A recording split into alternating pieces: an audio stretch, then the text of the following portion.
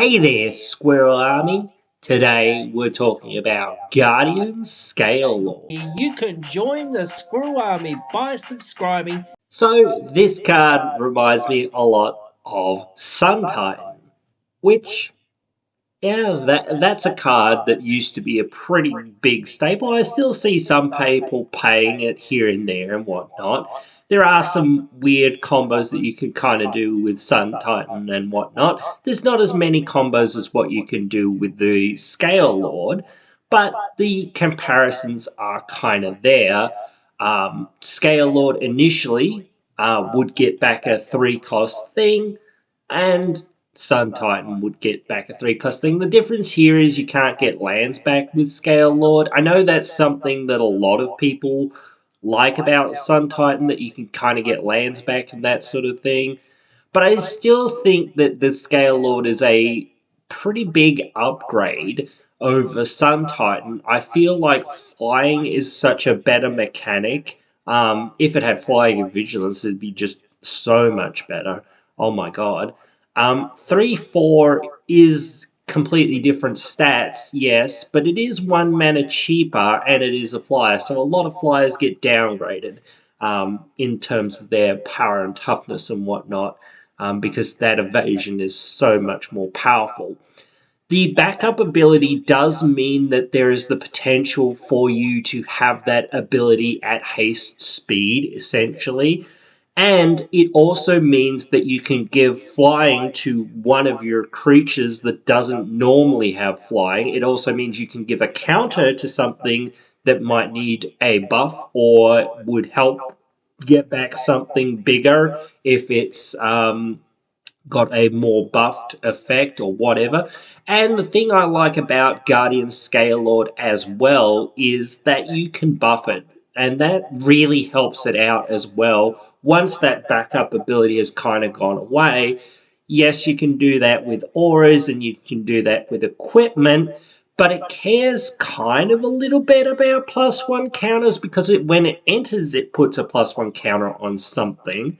So you can do sort of Elish Norn, Panharmonicon, ETB Blink style stuff with this. Yes, you still won't be using this guy, perhaps in that regard, but you could still do it with like Brago and things like that.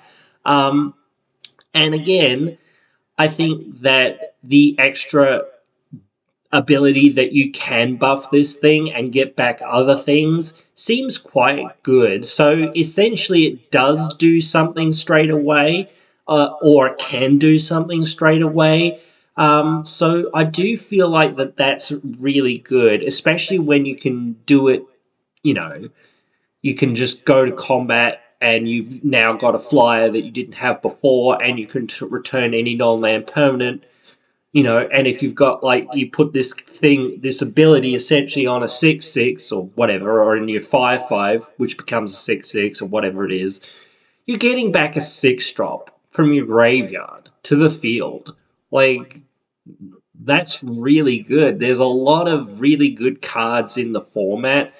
Yeah, a lot of them are 3 or 4, whatever less. There's still some good 5 and 6 drops and whatnot as well, that are well worth playing out there. So I do think that this is a very good card that a lot of people should be taking note of. I'm really thinking about putting it in my +1 counters deck, just because, again, it cares about +1 counters, or kind of cares about +1 counters, and it can give flying to some of the stuff that's in that deck that doesn't really have good evasion. It can give a counter to things that need counters. There's a lot of stuff that cares about counters in that deck and whatnot. And being able to return stuff from your graveyard to your field is such a good effect, which is why people sometimes play Sun Titan. But I do feel like Sun Titan being restricted to only 3 mana or less. Yes, again, you can get lands with it, but for the most part, like, the lands that you would get from your graveyard are mostly like Evolving Wilds or those sorts of fetch land type things, or if lands have got milled, maybe. So it's not really going to get that many lands that much of the time. And I often find that with some of these effects, if you don't have anything in your graveyard, you're just kind of like a bit sad. But again, yeah, that can happen. But a lot of the time in EDH, when you're playing a card like this, you're not hoping that much to honestly need it. And when you do need it, you're happy to have it. So otherwise, it's just a 3/4 body that can put a +1 counter on itself or something else and give something else flying. So that's still okay. It's not the best ever, obviously. But if you have those things in your graveyard, then obviously it gets way, way better. But again, you can't always plan for those things unless you're in some sort of white-based graveyard deck. But again, still, those things do happen where people blow up your thing or whatever, or it just gets discarded because maximum hand size or something else, blah, blah, blah. So there's often things that are in the grave that you do want to bring back.